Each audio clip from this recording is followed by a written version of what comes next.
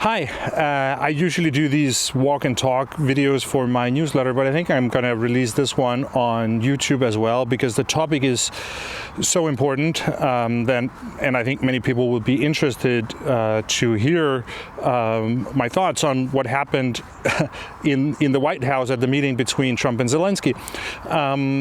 But just be aware that this is a much more rough kind of improvised format than my usual videos, so not so polished.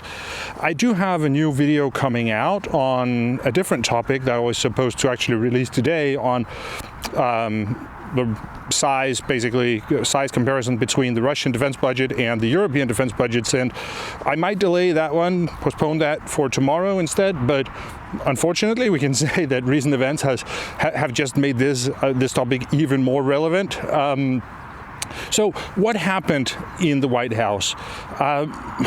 Many people have speculated, come up with different explanations for how could it go so wrong. I think it's quite obvious that this was a terrible display of the worst of American diplomacy, a new low point, really.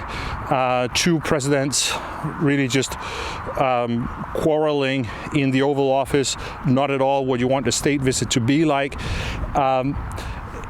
Some people have made the argument that Zelensky should have acted differently, and that, you know, it basically shows that maybe Zelensky is right about the facts in the discussion, but that he did not manage to deal with Trump in the right way, and that this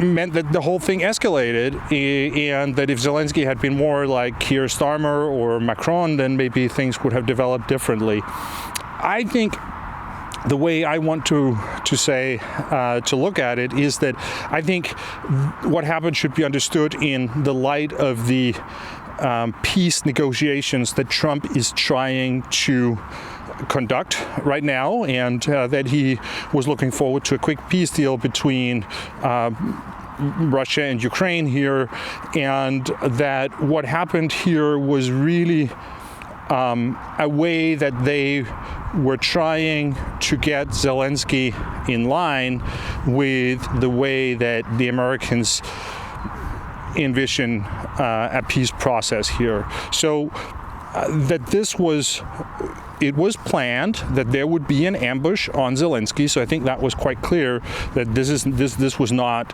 incidental. It happened already by the car that they started to push sarcastic remarks in Zelensky's direction. So it was planned that there would be an ambush, there would be a humiliation of Zelensky, but I also think it was the plan that the minerals deal would be signed, that this would be Zelensky basically submitting to the Americans, demonstrating his willingness to endure whatever embarrassment they would throw at him, whatever humiliation, and then still sign a deal that the Americans would present as a very bad deal for Ukraine, a very good deal for the Americans. So basically that they could push Zelensky into signing whatever, and that this would set a precedent for the next signing, which would be a big deal with Putin. So I think that's what the plan was with what happened. And it did not go as intended. So while the ambush on Zelensky was intentional, it did not have the effects that Donald Trump and Vance had believed it would have. And I've said multiple times that what we need to be aware of is that the Americans, Trump, and the team there, they don't have a plan. They don't know how to actually get peace in Ukraine. They think they have a plan. They thought that this would be much easier than it really is, but it really isn't. And they're now beginning to realize that this won't work.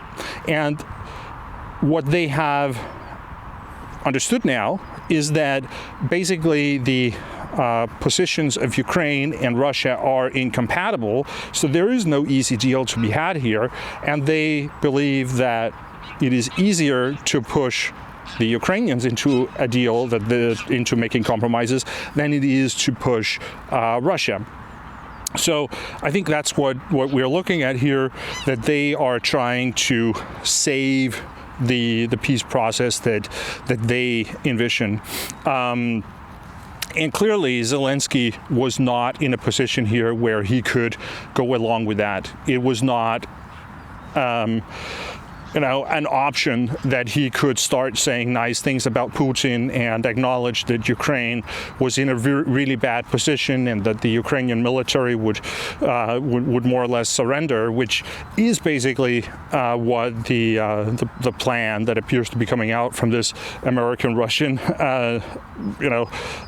relationship, these talks. It appears more or less to be just that the Ukrainians will have to accept the Russian ideas about a peace settlement. So I think that's what we're seeing here, really, that this was about much more than the minerals deal. It was about much more than just meeting for a discussion about potential future aid, that this was really about establishing a precedent that would set a direction forward for the American-led peace process. And I think we can say that this has pretty much stalled. It's quite clear by now that this will not work out. It will not be possible for Donald Trump to achieve peace in the way that he believed in the short term, and that was quite predictable. As I've said many times, the interesting thing is not what Donald Trump says that he will do here and now. The interesting thing is what Donald Trump will do when that turns out not to work. So we now know that Donald Trump appears to be blaming the Ukrainians on the fact that that it's not going to be possible in the short term to reach a deal.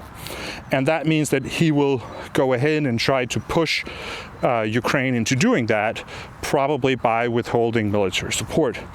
And then, I guess, the next realizations in all this will be that withholding military support for Ukraine is also not going to produce any short-term results. And especially if the European countries stand up and finally manage to get their act together and really deliver on the big words, then Ukraine will be able to prevail. Maybe even indefinitely, but at least for a very, very long time. And it's not guaranteed that Russia will be able to prevail as long as that. So Ukraine still has a pretty good shot if the Europeans really manage to deliver now. And if that happens, then I think we might be looking into a situation also where Donald Trump is going to try to apply equal pressure on the Europeans to stop helping Ukraine, because it's really detrimental to his ideas about how the war should end, and he has a lot of credibility riding on that project. So there is no doubt that this is the worst crisis in the NATO alliance since the inception. The European countries now really need to stand up, both for Ukraine, but also for their own security. I think it's pretty clear that the way that the treatment that Trump and Vance gave to Zelensky, they might give the same treatment to any European leader that finds itself in trouble. So it's unpredictable times now, but still I think we can see this in the context of the bigger plan about a peace process that Donald Trump believed would be possible. A very naive plan, very clear from the beginning that this is not going to work. But anyways, slowly he is starting to realize that this is actually a problem he has, and he is now trying to work his way through that. So that was my sort of quick reaction, first thoughts on the disastrous meeting between Zelensky and Trump in the White House.